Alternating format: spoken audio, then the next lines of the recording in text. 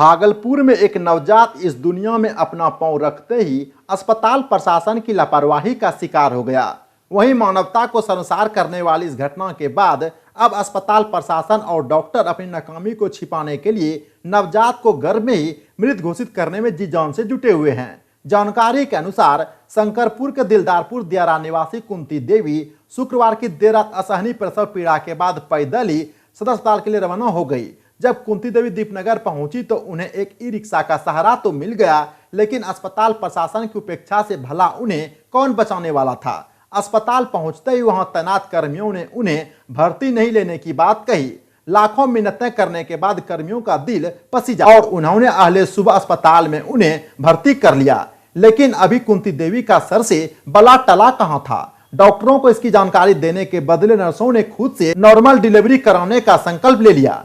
जब स्थिति गंभीर हो गया तो मामला बिगड़ते देख आनन फानन में नर्सों ने खुद की मर्जी से प्रसव पीड़िता को जवाहरलाल नेहरू चिकित्सा महाविद्यालय एवं अस्पताल मायागंज में रेफर कर, जबकि उन्होंने इस विकट परिस्थिति में भी एम्बुलेंस उपलब्ध नहीं करवाया। कुंती देवी पैदल ही अस्पताल पहुंच गई और पंजीयन काउंटर के समीप सड़क पर ही उन्हें डिलीवरी हो गया, लेकिन सड़क पर गिरने और चोट लगने से नवजात की मौके पर ही मौत हो गई।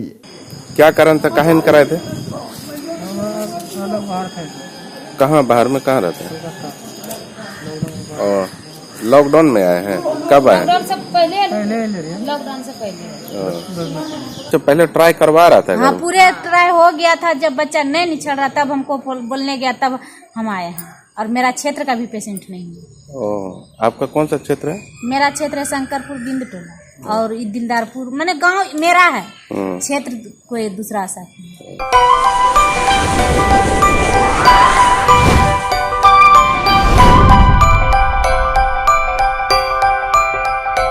कोरोना काल में भागलपुर जिले में गोराडीह के सारथ गांव में आए प्रवासी मजदूर परिवार को जीवन की गाड़ी आगे बढ़ाने के लिए एक सारथी की तलाश है।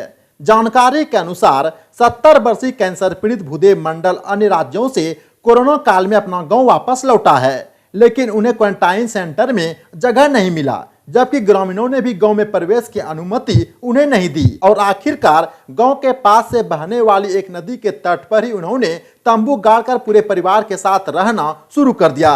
अब उनके समक्ष दो तरह की परेशानियां आ धमकी है।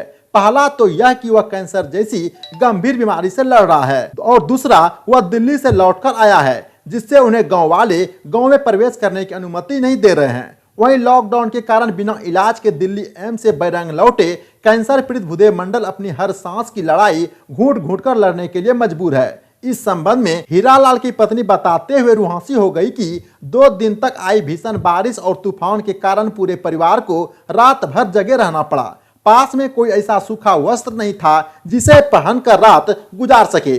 छोटे से तंबू में कैंसर पीड़ित भूदेव मंडल और उनका पुत्र हीरालाल मंडल, सोगिंद्र मंडल, हीरालाल मंडल की पत्नी खुशबू देवी, उनके 2 छोटे छोटे बच्चे रह रहे हैं। भूदेव मंडल तो बीमारी के कारण खाट पर से हिल भी नहीं पाता है।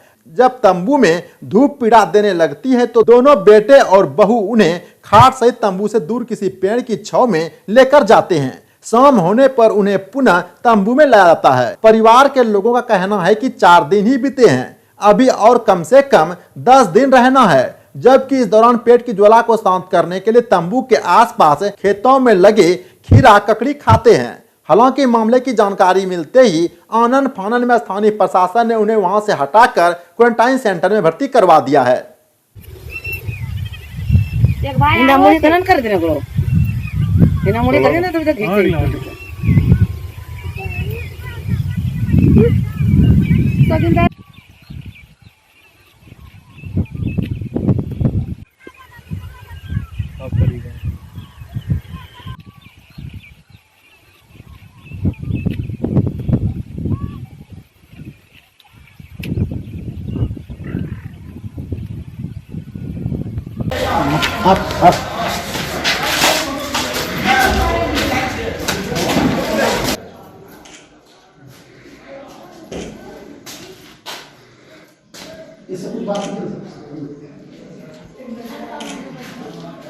तब फोन करवाना चाहिए था ना, बिहार में रहते वीडियो साहब को फोन काहे नहीं करवाए? हाँ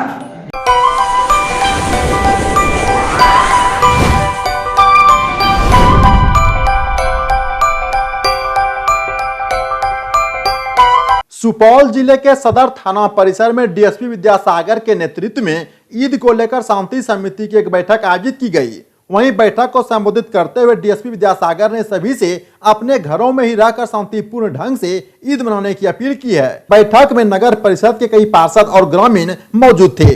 सुपौल से कात्यायन टीवी नेटवर्क ग्रुप के लिए जिला चीफ ब्यूरो बलराम कुमार की खास रिपोर्ट।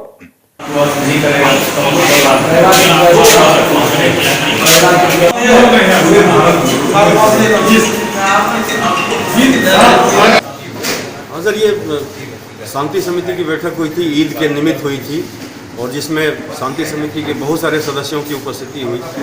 इसमें यह निर्णय लिया गया कि ईद के अवसर पे जो गाइडलाइंस दिए गए हैं केंद्र सरकार और राज्य सरकार द्वारा, सारे दिशा निर्देशों का अनुपालन किया जाएगा और हमारे जो शांति समिति के सदस्य हैं वो जबरन अनुपालन करवाएंगे अपने ही बीच। और हमारे रोजेदारों ने सहर्ष स्वीकार किया कि हम लोग बिल्कुल ही ईद की बधाइयाँ दूर से ही देंगे, एक डिस्टेंस बनाए रखेंगे और बिल्कुल जो भी दिशा निर्देश है उसका अनुपालन किया जाएगा। मस्जिद में नमाज बिल्कुल अदा नहीं किया जाएगा, सभी लोग अपने अपने घरों में नमाज अदा करेंगे।